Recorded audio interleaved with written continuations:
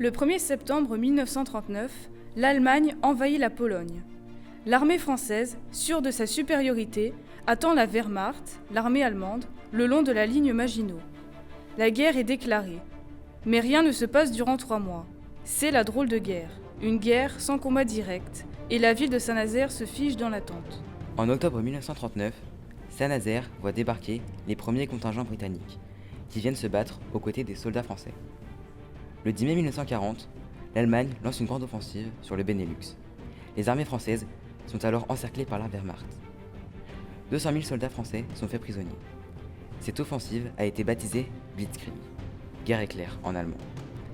Les civils fuient l'armée allemande, c'est l'exode. La France est vaincue en 6 semaines et les troupes allemandes se rapprochent dangereusement du port de Saint-Nazaire.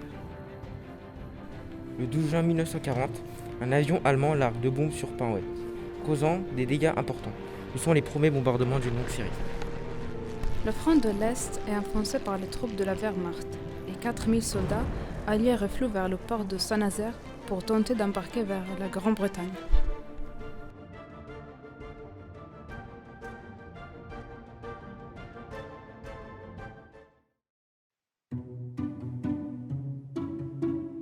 À l'ouest de la France, Saint-Nazaire est une petite ville portuaire qui compte 40 488 habitants. Elle se situe au bord de l'océan Atlantique et a donc une position stratégique importante. Pour preuve, pendant la Première Guerre mondiale, Saint-Nazaire avait déjà subi beaucoup de bombardements. Depuis le milieu du 19e siècle, la ville connaît un essor considérable grâce à l'activité du port, des chantiers de construction navale et de lignes transatlantiques. De nombreux habitants arrivent sans cesse à la ville, se transforment. Cette dynamique est stoppée net par l'entrée en guerre. Le 17 juin 1940, plus de 5000 personnes, pour la plupart des soldats britanniques, s'entassent à bord du vaisseau Lancastria, au large de Saint-Nazaire, pour échapper aux troupes allemandes. Le paquebot, prêt à quitter l'estuaire, est attaqué par un bombardier allemand. En un quart d'heure, au moins 4000 personnes perdent la vie. Au moment où Jean Bart s'apprête à fuir grâce à l'action collective d'ouvriers et d'ingénieurs, on sait donc déjà tout le danger que représente une telle entreprise.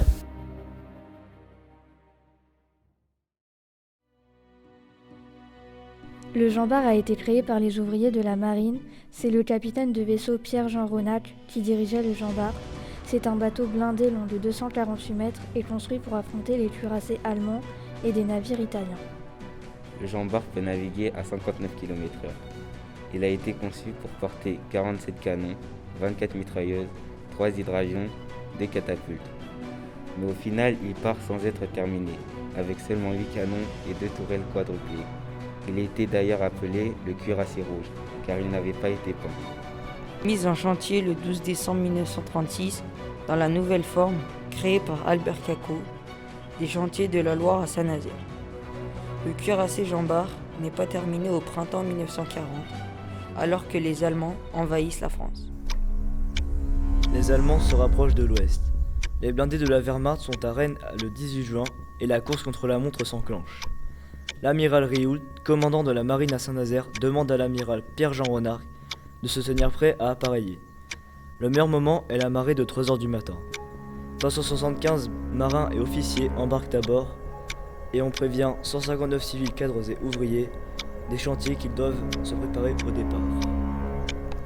À midi, on apprend que les Allemands seraient déjà à Nantes. À 14h30, les veilleurs du navire signalent l'arrivée de chars et de blindés sur la route entre Montoire et Saint-Nazaire. Les ouvriers reçoivent donc l'ordre de se dépêcher pour terminer certaines installations. On ordonne aussi de détruire le pont de Millan à l'entrée de la ville pour retarder l'arrivée des ennemis. Finalement, il s'agit d'une fausse alerte. La colonne motorisée est anglaise. On termine les derniers préparatifs. À 2h30, Renage est prêt à diriger le bateau. Charles Lorec, le meilleur pilote du port, l'assiste. Il exige que le navire sorte sans feu ni aucune bouée pour ne pas être repéré. Pour Lorec, c'est l'échouage assuré. Malgré tout, Renage répète son ordre, ajoutant qu'il ne veut pas courir le risque d'un bombardement sur Saint-Nazaire. 20 juin 1940. Après de longs jours de stress et d'attente, le Jean Bart sort enfin du port en se faisant remorquer. Au même moment, le Luftwaffe apparaît dans le ciel. Une bombe touche le cuirassé, mais celle-ci ne cause aucun dégât. Le Jean Bart échappe aussi par miracle à 2 sous-marins allemands qui rôdaient aux alentours du port. 6h30, le Jean Bart est rejoint par 2 torpilleurs d'escorte français. Et à 11h, il est accosté au pétrolier Tarn pour se ravitailler en eau et en mazout. À 18h, après avoir décliné la proposition de bâtiment britannique de l'escorter en Angleterre, le cuirassé fait route pour Casablanca. Il arrive à destination le 22 juin 1940. L'évasion du Jean Bart est l'histoire d'un incroyable exploit, technique, industriel, maritime et surtout humain, accompli par des hommes différents et complémentaires, décidés à sauver ce bateau malgré des risques immenses. Cette fantastique évasion a valu à la ville de Saint-Nazaire de recevoir une citation à l'ordre de la Légion d'honneur.